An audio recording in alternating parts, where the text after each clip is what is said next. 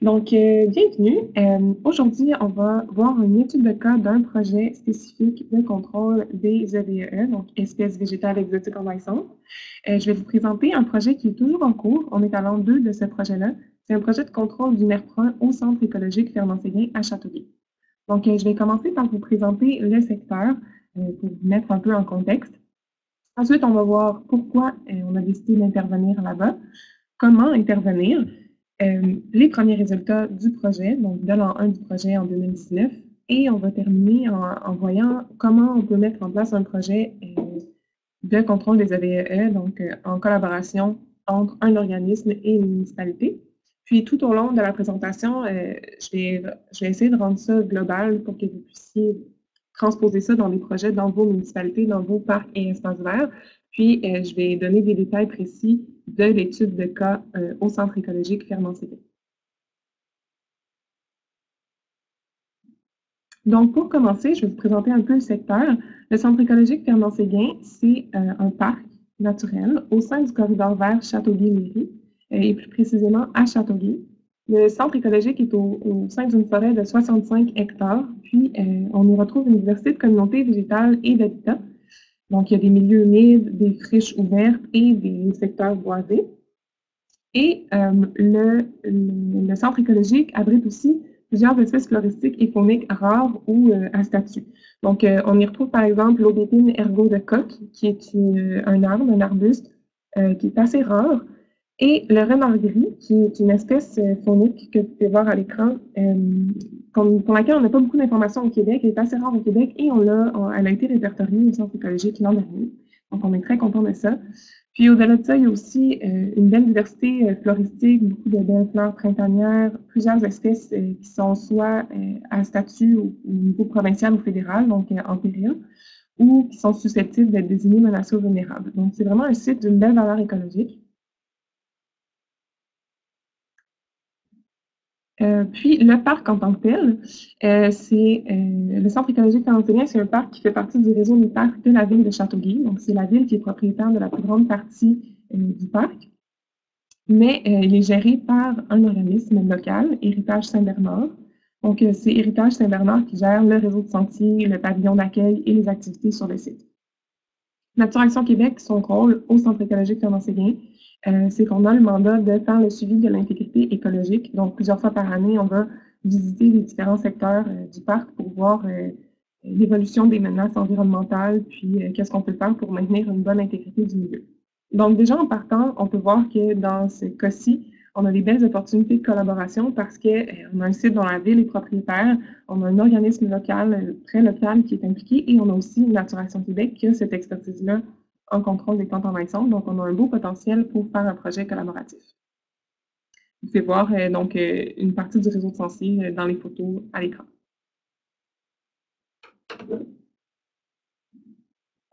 Donc, comme je disais, la ville de Châteauguay est propriétaire de la plus grande partie du parc. Donc, vous pouvez voir toute la partie en mauve ici, c'est la ville qui est propriétaire.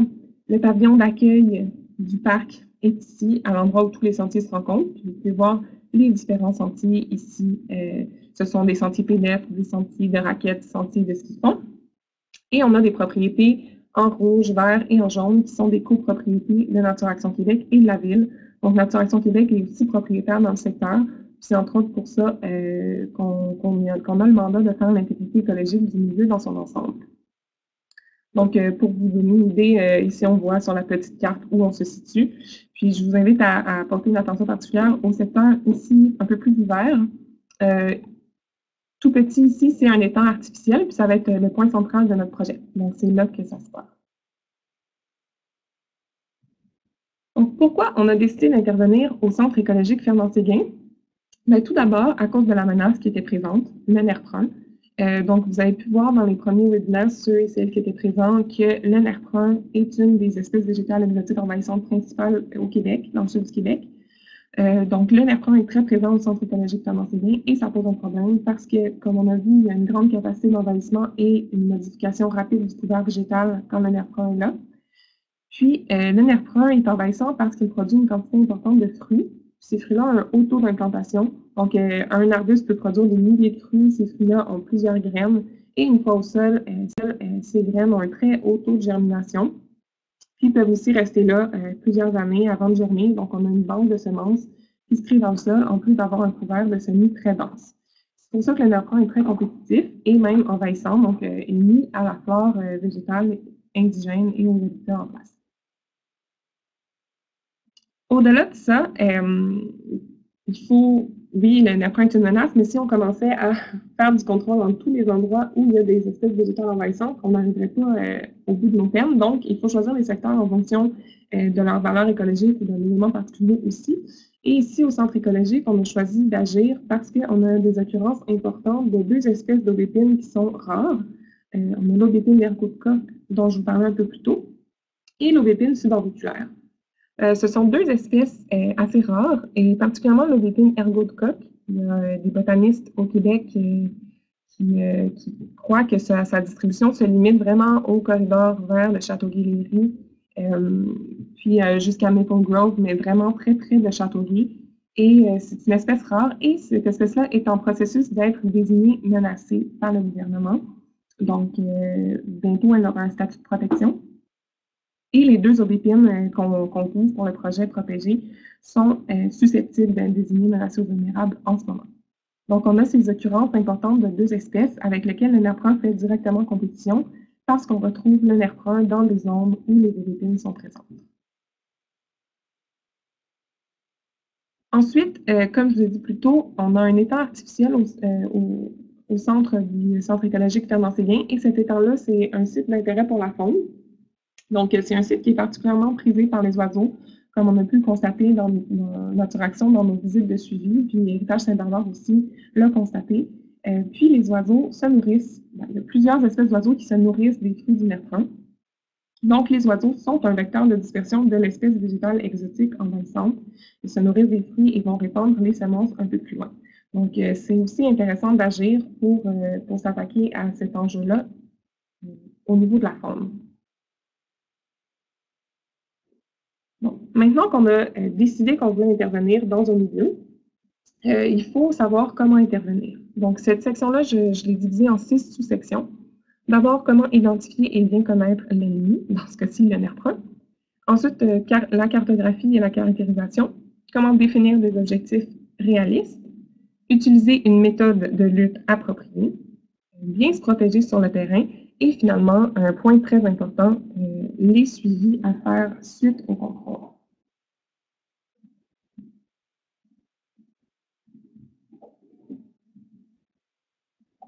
Donc, comment intervenir? Tout d'abord, il faut identifier et bien connaître l'ennemi.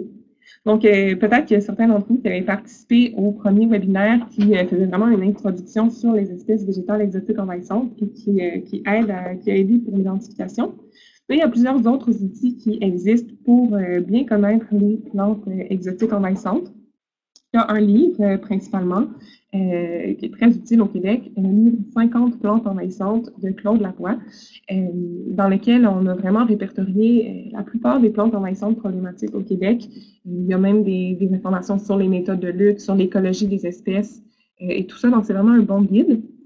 Il y a une deuxième édition qui est en cours en ce moment, donc si vous n'avez pas encore le livre, peut-être attendre avant de l'acheter pour se procurer la deuxième édition. Là, il devrait y avoir de nouvelles espèces qui vont se rajouter à la liste. Il y a aussi d'autres outils accessibles facilement en ligne, par exemple le site web du Sentinelle du ministère, sur lequel on peut aussi noter nos observations. Nature Action Québec a fait des fiches sur certaines espèces végétales exotiques envahissantes. Il y a aussi beaucoup de ressources en Ontario. L'Ontario a été aux prises avec des problèmes d'espèces végétales exotiques envahissantes un peu avant le Québec, donc il y a beaucoup de ressources à cet endroit-là, surtout en ligne, on peut facilement trouver des ressources sur les espèces envahissantes. Et finalement, iNaturalist, qui est un bon outil, c'est une application web qui permet d'identifier les espèces et aussi, comme Sentinelle, de répertorier les occurrences. Donc, tout ça, c'est très pratique pour identifier les espèces végétales exotiques envahissantes. Puis, je vous invite aussi à vous familiariser avec les espèces avant même de penser à faire un projet. C'est super important pour pouvoir faire un portrait global de la situation des espèces exotiques envahissantes sur le territoire de vos municipalités. Si vous connaissez bien les espèces, vous avez plus de chances de les repérer lorsque vous faites des travaux sur le terrain. Donc, tous ces outils-là peuvent nous aider à identifier et bien connaître l'ennemi, surtout le livre 50 plantes envahissantes pour ce qui est de bien connaître l'ennemi, beaucoup d'informations sur l'écologie des espèces, comme je l'ai dit. Une fois qu'on connaît bien la plante à laquelle on veut s'attaquer et qu'on a choisi le site, comme je vous ai dit, où on veut faire une intervention, c'est important de bien caractériser et de cartographier le site. On peut choisir une zone d'intervention. Puis dans cette zone d'intervention, pour bien prévoir les travaux, il faut plusieurs choses. D'abord, une description du milieu naturel. On va rassembler les informations qui existent déjà. Chez Naturation, on est chanceux. Les sites dans lesquels on travaille, on a déjà beaucoup de données puisque ça fait souvent des années qu'on fait des suivis.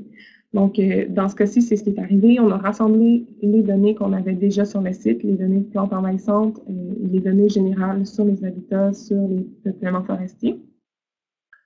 Puis, on complète ça avec une visite sur le terrain, une visite de repérage avant de finaliser la préparation des travaux. C'est super important pour avoir une idée du milieu naturel, mais aussi de la localisation des espèces végétales exotiques envahissantes.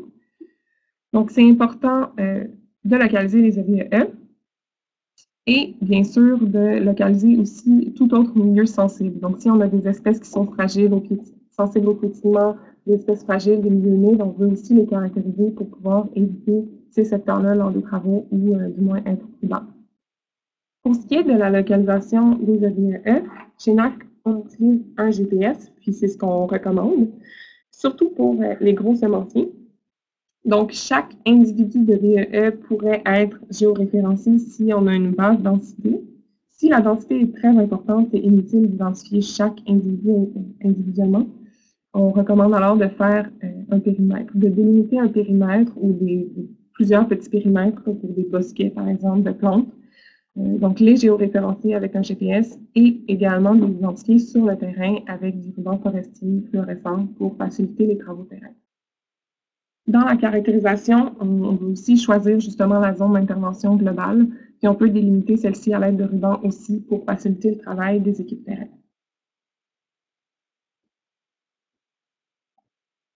Finalement, c'est super important de localiser des points et des chemins d'accès pour les travaux. Vous allez voir sur la diapo suivante, je pense, l'importance de ça. Donc ici, sur la carte, la petite carte maison que vous pouvez voir, ce sont les données qu'on a prises sur le terrain lors de la visite de repérage, mais on avait déjà beaucoup d'informations dans nos bases de données. Donc, tout ça, les points ici, ce sont des gros semenciers de NIRPRUN qui ont été repérés par notre équipe. Et le petit drapeau ici, c'était le point d'accès qu'on a identifié pour accéder au site des travaux. Donc, justement, dans le cas de notre projet au centre écologique, voici la carte préliminaire qu'on a eue pour définir la zone d'intervention prioritaire. Donc, on a généré une carte où on peut voir les différentes zones de densité de NIRPRUN. Donc, en vert foncé ici, c'est une densité élevée. Ensuite, en vert moyen, c'est une densité moyenne. Et la friche plus ouverte avait une densité d'envahissement du NIRPRUN basse. Les petits points bleus et roses, c'est les aubépines rares qu'on a identifiées sur le terrain. C'est important de les caractériser aussi parce que ça nous aide à choisir les zones prioritaires où on veut intervenir pour contrôler le NIRPRUN. Puis, on a aussi inclus dans notre carte les sentiers parce que, comme je vous ai dit, c'est important de bien cibler les chemins d'accès pour le contrôle.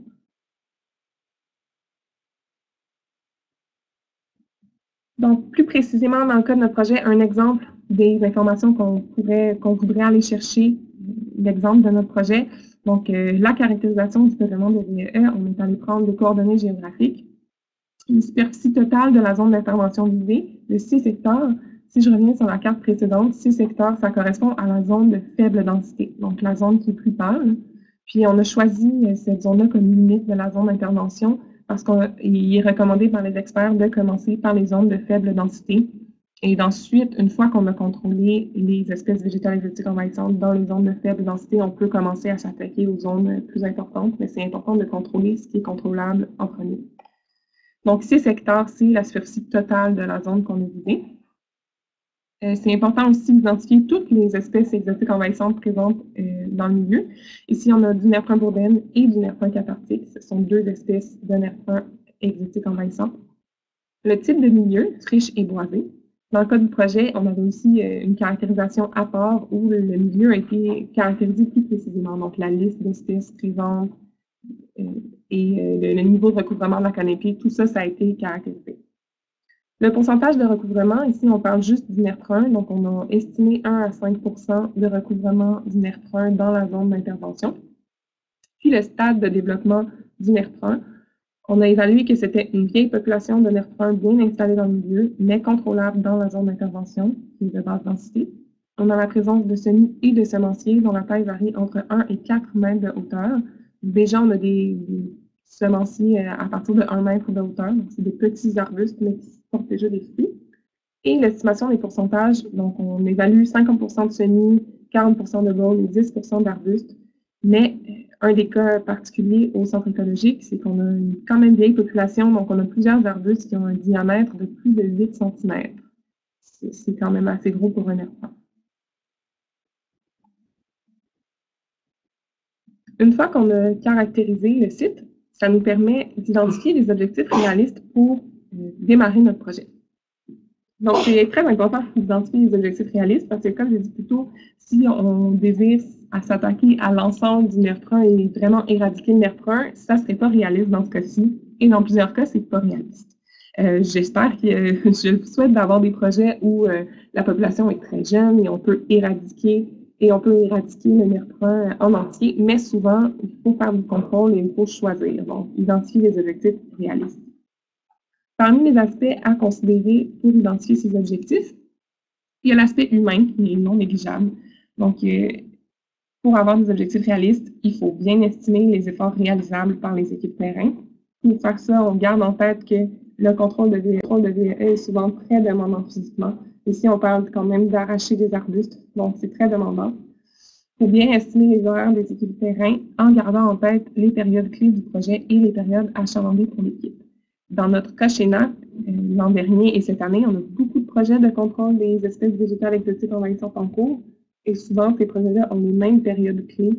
On va avoir une grosse demande pour nos équipes à la fin de l'été où c'est le meilleur moment pour contrôler les espèces exotiques envahissantes. Donc, il faut garder ça en tête dans le calendrier global puis dans la planification globale de nos projets. Dans le cadre du projet à Châteauguay, on avait plus de 70 jours personnes prévues à l'été 2019, à partir de juillet seulement environ, donc pour la plus grosse partie de l'été, 70 jours personnes. Comment y arriver, considérant que c'est quand même une petite... on n'a pas une si grande équipe pour ces projets-là, peut-être 6-7 personnes. Le partenariat avec Héritage Saint-Bernard a été très bénéfique pour notre projet parce qu'on a eu des équipes de Héritage Saint-Bernard qui pouvaient nous prêter main forte. C'était vraiment une collaboration entre les deux organismes. Donc ça a été très utile. Ça a augmenté notre capacité en ressources humaines. Ensuite, c'est super important et intéressant de voir comment les bénévoles peuvent être inclus dans le projet. Peut-être qu'il y a certains parmi vous qui avaient assisté au webinaire sur l'organisation d'activités bénévoles dans le cadre de la prévention et de la lutte contre les VIE. Donc, les bénévoles peuvent assurément être inclus à une étape ou une autre du projet, ce qui peut aider à alléger la charge pour les équipes. Et finalement, évidemment, on a fait un calendrier terrain clair et on a sollicité les personnes ciblées assez tôt dans le projet pour s'assurer qu'on a la main-d'œuvre nécessaire pour mener le projet à terme. À part l'aspect humain, il y a d'autres aspects à considérer pour identifier les objectifs réalistes. L'aspect matériel. Pour des projets de contrôle d'espèces envahissantes, on a de nombreux outils qui sont nécessaires. Dans le cas du contrôle du NERPRUN, comme on l'a fait, il y a des extractivators, qui sont un outil mécanique que je vais vous montrer une photo un peu plus tard. C'est un outil mécanique qu'il faut prévoir acheter pour le projet. L'utilisation d'un véhicule en route avec une remorque est très utile. Dans nombreux cas, il faut des scies, des sécateurs et d'autres outils. Donc, il faut soit prévoir l'achat de matériel dans le cadre du projet ou, encore une fois, bien prévoir la logistique si on a un partage de matériel entre différentes équipes sur le terrain. Le matériel de protection adéquat est aussi à prévoir, lunettes, gants de sécurité, des bottes à câble d'acier si on travaille avec des outils de la machinerie. Puis finalement, l'achat de végétaux est très, très importante à ne pas négliger. On n'en a pas encore parlé de la méthode qu'on a utilisée, mais dans tous les cas, dans le contrôle de plantes envahissantes, il faut penser à la végétalisation suite au contrôle. Donc, quand on fait du contrôle de plantes envahissantes, on ouvre ne veut pas des milieux. On met des sols à nu, on crée des ouvertures dans la canopée. Pour faire compétition aux plantes envahissantes puis restaurer le milieu, il faut planter des végétaux et ensemencer le sol. C'est à ne pas négliger parce que souvent c'est assez coûteux l'achat de végétaux. Puis plus on fait une zone d'intervention grande, plus on a une grande zone à restaurer, plus les coûts peuvent exploser pour l'achat de végétaux. Donc, à garder en tête. L'aspect environnemental aussi, il faut mettre en place des mesures de mitigation appropriées. Donc, on va les voir un peu plus loin. Et la logistique, notamment pour la disposition des résidus dans des conteneurs et le point et les chemins d'accès qui peuvent être très demandants. Par exemple, je vous ai mis un petit exemple ici. Comme Marie l'a mentionné, on avait 2 projets l'an dernier, notre équipe. On avait un projet de contrôle du néphrine à Châteauguay, celui dont je parle, et un autre à Trois-Rivières. Puis on a vu avec ces 2 projets-là que le chemin et les modes d'accès au site sont vraiment des éléments clés pour prévoir les ressources nécessaires. Dans le cadre du projet à Châteauguay, le transport des résidus de végétaux se faisait avec un chemin existant d'environ 1 km en VTT avec une remorque. Puis ça a pris moins de 15% du temps de nos équipes sur le terrain s'occuper de la gestion des résidus. Par contre, dans le cadre de notre projet à Trois-Rivières, l'accès au site se faisait à pied. C'était un chemin qui était incomplet, un ancien chemin pas entretenu et assez accidenté. Donc, c'était 1 km à pied dans un terrain accidenté et le transport des résidus nous a pris 40% environ du temps de nos équipes sur le terrain. Donc, une grosse proportion de nos efforts qui ont été mis à juste sortir les résidus. Donc, il faut bien évaluer ça pour être capable de bien évaluer les ressources nécessaires pour atteindre nos objectifs. Ici, pour revenir à ma carte, comme je vous ai dit, on avait une zone d'intervention totale de 6 hectares, ce qui équivaut à 60 000 mètres carrés. Donc, c'est assez gros. Donc, par où on commence? Pour y arriver, on a établi des zones prioritaires au sein de l'aire d'intervention.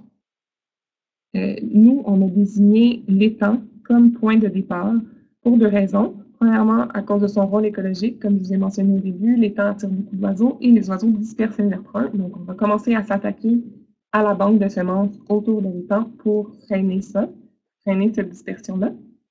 Et deuxièmement, parce que l'étang a une proximité avec les chemins d'accès, vous pouvez voir qu'il y a même une boucle de sentier autour de l'étang. Donc, c'est très utile. Donc, on a choisi le pourtour de l'étang comme zone prioritaire à l'an 1. Et point important là, que je ne vais pas oublier, il faut aussi considérer la restauration des ouvertures créées lors de notre passage lorsqu'on identifie les objectifs. Par exemple, plus on s'éloigne de l'étang, plus on va devoir couper à travers le boisé ou la friche pour se rendre au point de contrôle. Donc, on crée nos équipes de terrain en empruntant les mêmes chemins informels jour après jour pour les travaux, vont créer des ouvertures. Il va falloir restaurer aussi ces ouvertures-là avec des plantations et de l'ensemencement. Donc, tout ça, c'est à garder en tête lorsqu'on définit notre zone d'intervention puis les zones prioritaires au sein de celle-ci. Donc, voilà. Maintenant qu'on a identifié des objectifs réalistes, il faut choisir la méthode appropriée. Ça peut aller aussi ensemble, c'est pas nécessairement étape 1, étape 2, c'est des choses qu'on fait en même temps. Dépendamment de la méthode, les objectifs réalistes vont différer. Mais ici, donc, comment choisir la méthode appropriée? L'ensemble des méthodes de contrôle vont vous être présentées dans les webinaires 9 et 10, donc ça va être très intéressant. Je ne vais pas pouvoir couvrir toutes les méthodes aujourd'hui. Je vais vous présenter les méthodes que nous, on a utilisées pour le contrôle du néphrine à Châteauguay. Donc, dans le cadre du projet à Châteauguay, on a choisi la lutte mécanique et la compétition végétale.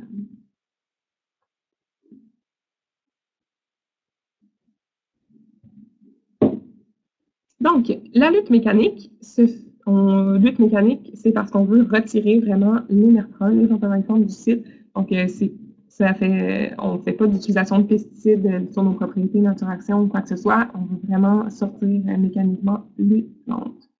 Donc, il y a 2 méthodes qui sont utilisées. Les néphrins plus petits que 5 cm de diamètre sont arrachés. On arrache ce qu'on peut à la main. Et le reste, on l'arrache avec l'extractivator, l'outil dont je vous parlais un peu plus tôt, que vous pouvez voir en image ici. Donc, l'extractivator, c'est un outil qui est spécifiquement fait pour arracher des arbustes, donc très utile dans ce cas-ci.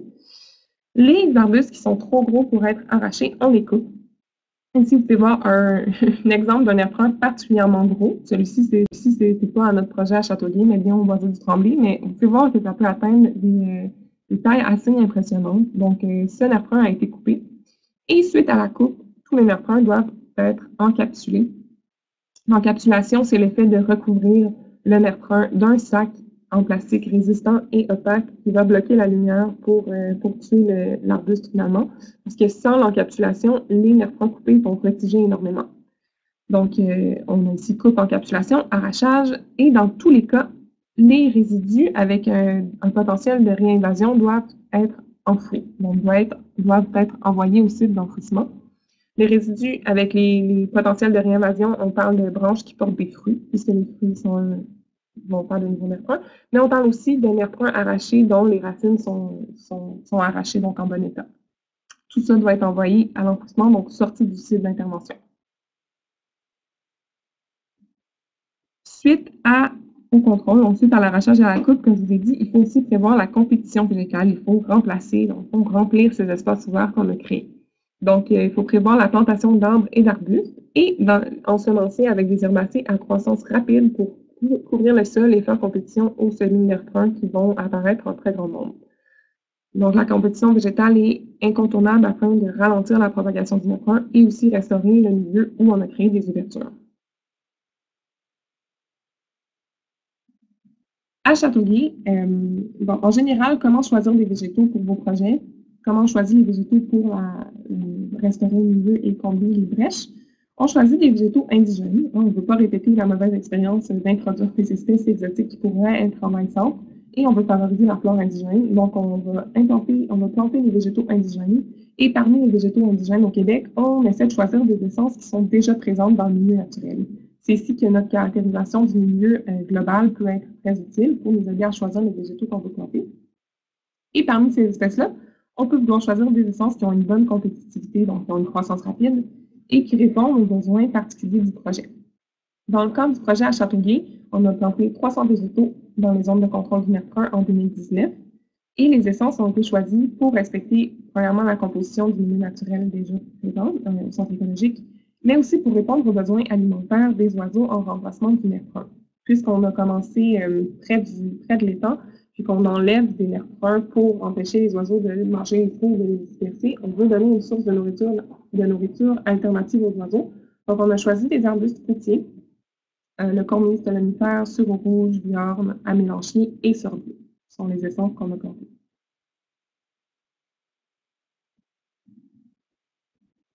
Comme je vous ai dit plus tôt, il y a aussi des mesures de mitigation à respecter lorsqu'on réalise un projet de contrôle des EVE et tout projet dans un milieu naturel. Donc d'abord, on veut respecter le cycle de vie des espèces. Ça peut être des espèces fragiles, des espèces à statut. Souvent, les amphibiens ou les oiseaux ont une période de reproduction particulière dans le milieu. Donc, on va éviter les périodes critiques, les périodes clés dans les cycles de reproduction des espèces qui sont présentes dans le milieu. Favoriser l'arrachage manuel. L'arrachage manuel a un moins gros impact sur le milieu que, par exemple, la machine, si on veut amener de la machinerie. Si on utilise de la machinerie, il faut la nettoyer la machinerie et les outils. Je ne vais pas développer trop là-dessus, étant donné que le webinaire sur les travaux publics a traité beaucoup de cet enjeu-là, mais c'est vraiment à ne pas négliger. Puis, il y a d'autres mesures de mitigation, comme ne pas intervenir après les grosses pluies pour ne pas perturber le sol trop. Consulter des groupes d'experts, c'est essentiel. Considérer l'écoulement de l'eau, gérer les résidus de plantes, comme j'ai dit plus tôt, et sensibiliser les équipes terrain à respecter ces mesures de mitigation en place.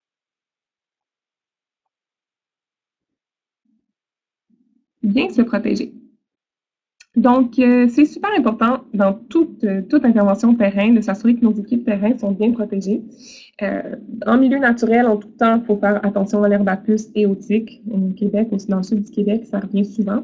Il faut aussi faire attention, dans le cadre d'un projet de contrôle du nèfrin, aux épines du nèfrin cathartique. Le nèfrin cathartique porte des épines au bout de son rameau et un peu sur les branches, donc il faut faire attention à ça lorsqu'on travaille. Donc, prévoir les équipements de protection, des gants, des vêtements longs et des lunettes de sécurité.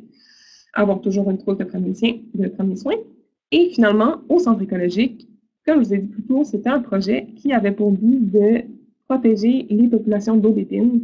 Mais ça veut dire qu'on travaille dans un site où il y a des aubépines. Et les aubépines ont des grosses épines. Alors, il faut faire attention à ça aussi, porter une attention particulière selon votre site si jamais il y a une plante plus problématique qui est présente. pour vraiment inciter nos équipes terrain à faire attention, à travailler avec prudence. Suite à la réalisation comme des travaux de contrôle, comme je vous ai dit, c'est essentiel d'effectuer des suivis. Dans le cadre du projet ici, on avait 2 volets au suivi. D'abord, le suivi des NERP1 encapsulés. Donc, à chaque année, suivant la réalisation des travaux, on va noter l'état de l'encapsulage pour voir le taux de succès. Donc, l'état de l'encapsulage, c'est de voir si soit il y a des trous dans le sac ou bien s'il y a des tiges qui se sont échappées en dessous du sac, près du sol. Donc, en faisant le suivi, on va réparer les trous, remplacer les sacs brisés, puis couper les tiges qui se sont échappées et ajouter des ancrages pour éviter que ça se reproduise. Donc, ça, c'est le suivi des NERP1 encapsulés. Puis, on a aussi l'autre volet, c'est le suivi des plantations. On va voir le taux de survie des arbustes qu'on a plantés et évaluer les essences qui se portent le mieux ou celles qui ont moins de succès dans le site finalement pour pouvoir prévoir nos efforts de regarnissage. Dans le cadre du projet à Châteauguay, on a regarni déjà cette année dans les sites où on a fait du contrôle l'an dernier pour remplir les brèches dans lesquelles certains des unités qu'on a plantées n'auraient pas survécu. Maintenant qu'on a fait le tour un peu de comment s'y prendre pour le contrôle, on va voir les premiers résultats du projet à Châteauguay. Et des premiers résultats, je vais vous parler surtout de l'année 2019. On a continué cette année, mais les données ne sont pas encore compilées, donc je vais me concentrer sur 2019. Donc, on a eu l'an dernier des imprévus quand même à prendre en considération dans notre projet. D'abord, le suivi des NERP1 coupés et encapsulés a été plus difficile que prévu. C'est quand même difficile de localiser des petits sacs de plastique noir dans un boisier. Donc, on a eu de la difficulté à localiser et à suivre les NERP1 encapsulés. C'est une étape qui prend beaucoup de temps, donc il faut prévoir du temps pour faire le suivi dans nos projets. On a pensé à des solutions potentielles à mettre en œuvre pour les projets futurs. D'abord, on avait géolocalisé tous les NERP1, mais on n'avait pas identifié individuellement sur les sacs chaque NERP1. Donc, à partir de maintenant, ce qu'on fait, c'est qu'on donne un numéro d'identification à chaque NERP1 encapsulé pour pouvoir vraiment faire un suivi rapproché dans les années suivantes du projet. Puis, une autre idée qu'on va investiguer, c'est la possibilité de faire produire des sacs de couleur vive. Donc, noir à l'intérieur quand même pour vraiment pas qu'il y ait de lumière qui passe, mais de couleur vive pour que ce soit plus facile à repérer lorsqu'on fait nos suivis. Ensuite, un imprévu pour la santé et la sécurité des équipes. Comme je vous l'ai dit, c'était la première fois pour nous qu'on travaillait dans un site aussi où l'ODP était aussi présente. Donc, il y a eu un danger supplémentaire. Ça a un peu ralenti nos équipes pour bien faire attention à ne pas se blesser. Puis, un autre élément, c'est qu'on a constaté que les travaux d'arrachage de NERP1, c'était des travaux très, très physiques, puis ça fatiguait nos équipes. Donc, pour éviter les blessures, après plusieurs journées de travaux consécutifs, on a réajusté les blocs de travail de nos équipes pour faire 2 jours consécutifs au lieu de 3, puis on a étendu les travaux sur plus de semaines que prévu initialement. D'autres imprévus, ça a été l'apparition d'autres plantes nuisibles ou la découverte d'autres plantes nuisibles dans notre site d'intervention. Donc, on a eu la colonisation de nouvelles ouvertures par l'herbapus. Les ouvertures qui ont été créées par le contrôle du NERP1, on a de l'herbapus qui est venu envahir certains de ces milieux-là, ce qui est problématique pour nos équipes sur le terrain. Il y a un risque de blessure. Puis, on a aussi 2 espèces de chèvrefeuilles envahissantes qui ont été découvertes par nos équipes dans les sites d'intervention, le chèvrefeuille de Morrow et le chèvrefeuille de Tartarie, dont je vais vous parler à l'instant.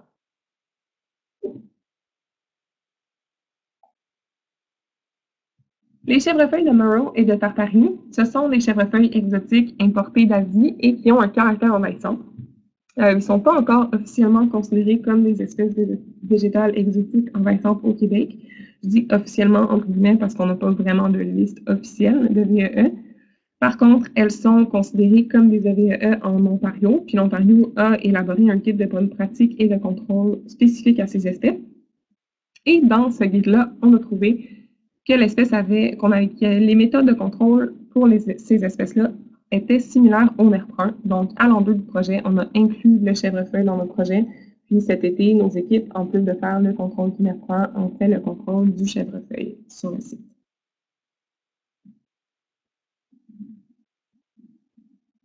Donc, si je fais un sommaire des interventions réalisées à l'an 1 en 2019, le temps investi par nos équipes sur le terrain, on a fait 14 journées sur le terrain en équipe de 2 à 7 personnes. qui au total représente environ 500 heures de travail, donc beaucoup d'heures de travail sur le terrain au Centre écologique l'an dernier. Au total, nos équipes ont coupé et encapsulé 215 nerfs bruns, arraché plus de 3000 nerfs bruns.